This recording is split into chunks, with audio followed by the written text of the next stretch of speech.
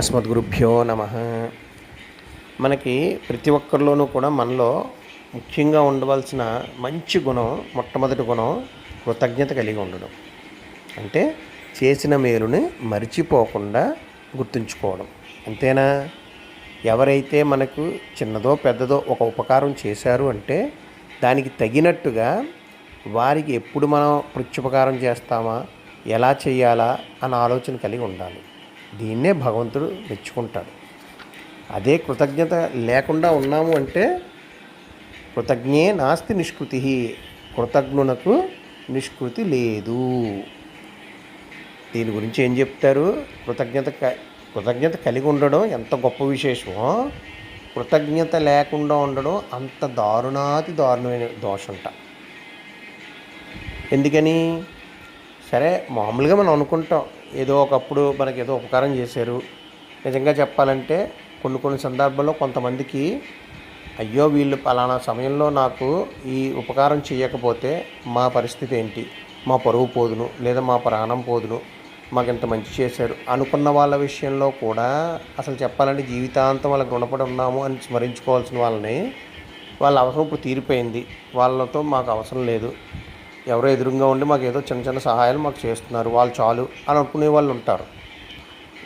అలా అనుకోవడం వల్ల వాళ్ళకి ఏమన్నా ఇబ్బందా అంటే చాలా పెద్ద దోషంట. ఎంత పెద్ద దోషం అంటే పెద్ద పాపాలు చేసిన వాళ్ళకు కూడా తెలుసో తెలియకో పాపాలు చేసినా దానికి సంబంధించి అయ్యో ఆనాడు మనం ఈ తప్పు చేసాం, ఈ పొరపాటు జరిగింది, అది అలా కాకుండా ఉండుంటే బాగుండు, దానికి తగ్గట్టుగా ఏం చేయాలి మంచి అని ఆలోచిస్తే దానికి తగిన విధంగా ప్రాయశ్చిత్తాలు ఉన్నాయట. బోల్డ్ ఉన్నాయి ప్రాయశ్చిత్తాలు. ఆ దోష ప్రభావం తగ్గడానికి.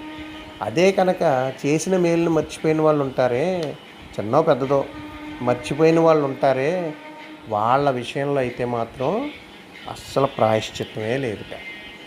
అలాంటప్పుడు వాళ్ళ పరిస్థితి ఎలా ఉంటుంది? వాళ్ళ ఉన్నత లోకాలకు ఎలా వెళ్తారు? అదే కృతజ్ఞత కలిగి ఉన్నాం అంటే ఖచ్చితంగా మనకి సత్వగుణం వృద్ధి పొందుతుంది, మంచి అలవాట్లు అవుతాయి.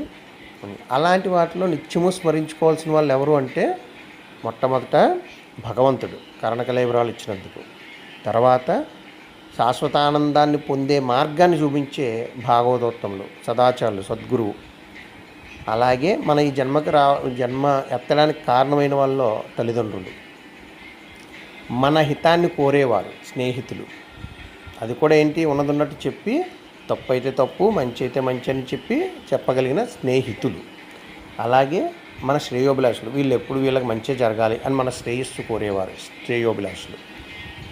అలాగే చిన్న ఉపకారం చేసినా సరే వారి యందు కూడా మనం ఖచ్చితంగా కృతజ్ఞత కలిగి ఉండాల్సిందే. ఇలాంటి విషయాల్ని కొన్నింటిని ఉదాహరణగా రామచంద్రమూర్తి విషయంలోనూ ఆంజనేయ స్వామి విషయంలోనూ చెప్పుకుందాం.